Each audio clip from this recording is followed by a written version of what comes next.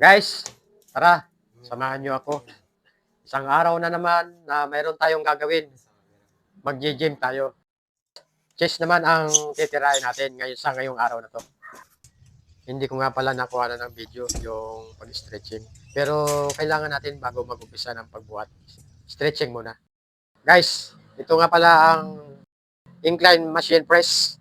Ang target nito yung upper chest. 12 repetition, 3 set ang ginagawa ko. Guys, ito naman ang seated chest flies. Ang target nito ay medial chest natin. Ganoon lang din guys, 12 repetition, 3 set lang ang gagawin natin.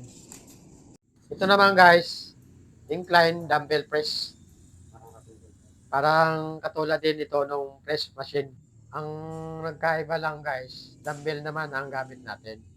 At yan lang guys ang chest program ko. Maraming salamat po. God bless you.